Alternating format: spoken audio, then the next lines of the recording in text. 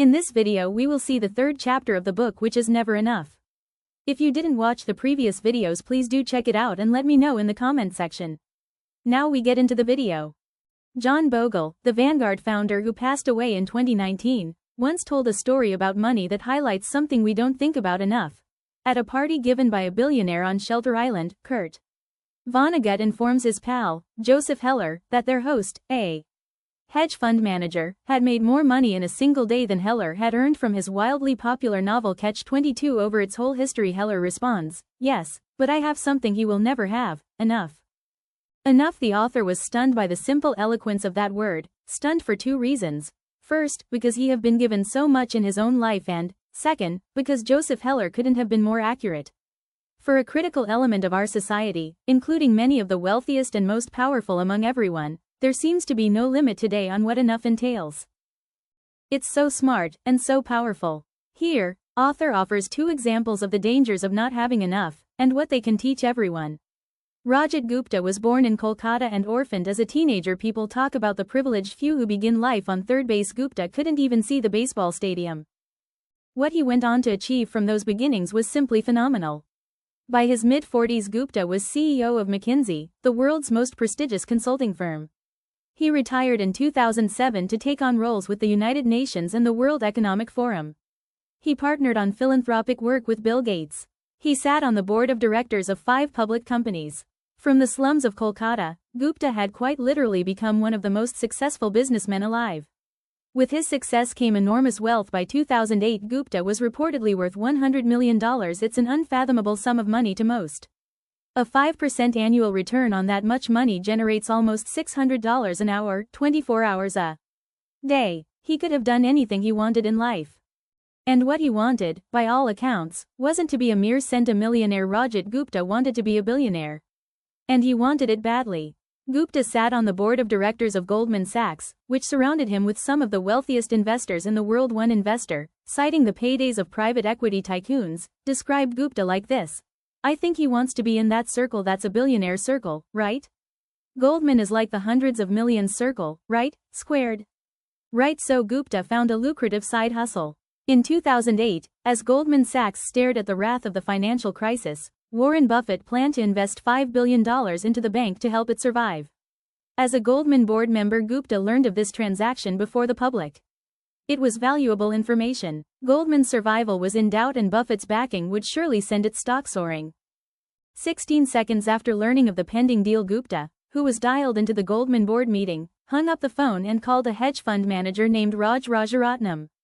The call wasn't recorded, but Rajaratnam immediately bought 175,000 shares of Goldman Sachs, so you can guess what was discussed. The Buffett-Goldman deal was announced to the public hours later. Goldman stock surged. Rajaratnam made a quick $1 million. That was just one example of an alleged trend.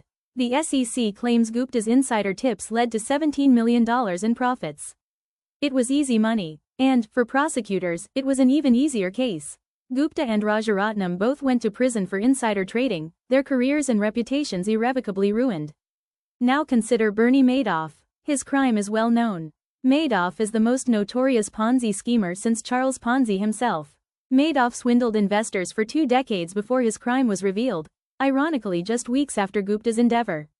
What's overlooked is that Madoff, like Gupta, was more than a fraudster. Before the Ponzi scheme that made Madoff famous, he was a wildly successful and legitimate businessman. Madoff was a market maker, a job that matches buyers and sellers of stocks. He was very good at it. Here's how the Wall Street Journal described Madoff's market-making firm in 1992. He has built a highly profitable securities firm, Bernard L. Madoff Investment Securities, which siphons a huge volume of stock trades away from the big board. The $740 million average daily volume of trades executed electronically by the Madoff firm off the exchange equals 9% of the New York exchanges. Mr. Madoff's firm can execute trades so quickly and cheaply that it actually pays other brokerage firms a penny a share to execute their customers' orders, profiting from the spread between bid and ask prices that most stocks trade for. This is not a journalist inaccurately describing a fraud yet to be uncovered. Madoff's market-making business was legitimate. A former staffer said the market-making arm of Madoff's business made between $25 million and $50 million per year. Bernie Madoff's legitimate, non-fraudulent business was by any measure a huge success. It made him hugely, and legitimately, wealthy. And yet, the fraud. The question we should ask of both Gupta and Madoff is why someone worth hundreds of millions of dollars would be so desperate for more money that they risked everything in pursuit of even more. Crime committed by those living on the edge of survival is one thing. A Nigerian scam artist once told the New York Times that he felt guilty for hurting others, but poverty will not make you feel the pain. What Gupta and Madoff did is something different. They already had everything: unimaginable wealth, prestige, power, freedom. And they threw it all away because they wanted more. They had no sense of enough.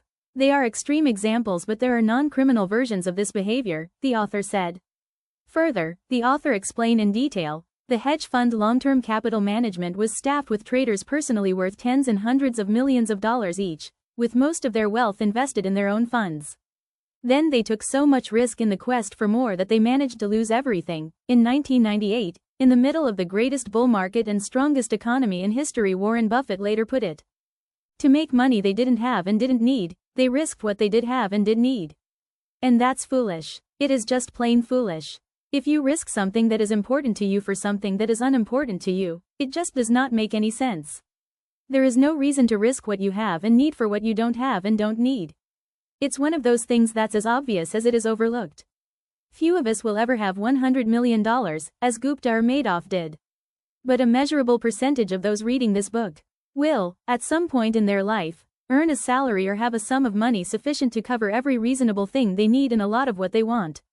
If you're one of them, remember a few things. 1. The hardest financial skill is getting the goalpost to stop moving. Further, he explains in detail, but it's one of the most important. If expectations rise with results, there is no logic in striving for more because you'll feel the same after putting in extra effort. It gets dangerous when the taste of having more money, more power, more prestige, increases ambition faster than satisfaction. In that case, one step forward pushes the goalpost 2 steps ahead. You feel as if you're falling behind, and the only way to catch up is to take greater and greater amounts of risk. Modern capitalism is a pro at 2 things: generating wealth and generating envy. Perhaps they go hand in hand. Wanting to surpass your peers can be the fuel of hard work. But life isn't any fun without a sense of enough. Happiness, as it's said, is just results minus expectations. 2. Social comparison is the problem here. Further, the author gives an example of rookie baseball player who earns $500,000 a year. He is, by any definition, rich. But say he plays on the same team as Mike Trout, who has a 12-year, $430 million contract. By comparison, the rookie is broke. But then think about Mike Trout. $36 million per year is an insane amount of money, but to make it on the list of the top 10 highest paid hedge fund managers in 2018 you needed to earn at least $340 million in 1 year. That's who people like Trout might compare their incomes to. And the hedge fund manager who makes $340 million per year compares himself to the top 5 hedge fund managers, who earned at least $770 million in 2018. Those top managers can look ahead to people like Warren Buffett, whose personal fortune increased by $35 billion in 2018. And someone like Buffett could look ahead to Jeff Bezos, whose net worth increased by $24 billion in 2018. A sum that equates to more per hour than the rich baseball player made in a full year. From these examples, the author explains the point is that the ceiling of social comparison is so high that virtually no one will ever hit it, which means it's a battle that can never be won, or that the only way to win is to not fight to begin with, to accept that you might have enough, even if it's less than those around you. An author's friend makes an annual pilgrimage to Las Vegas. One year he asked a dealer, "What games do you play, and what casinos do you play in?" The dealer, stone cold serious, replied, "The only way to win in a Las Vegas casino is to exit as soon as you enter." That's exactly how the game of trying to keep up with other people's wealth works, too. Enough is not too little. The idea of having enough might look like conservatism, leaving opportunity and potential on the table. Author don't think that's right. Enough is realizing that the opposite, an insatiable appetite for more, will push you to the point of regret. Here, the author gives an example of food you can eat is to eat until you're sick. Few try this because vomiting hurts more than any meal is good. For some reason the same logic doesn't translate to business and investing, and many will only stop reaching for more when they break and are forced to.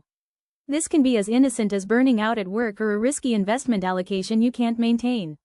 On the other end there's Rajat Guptas and Bernie Madoffs in the world, who resort to stealing because every dollar is worth reaching for regardless of consequence.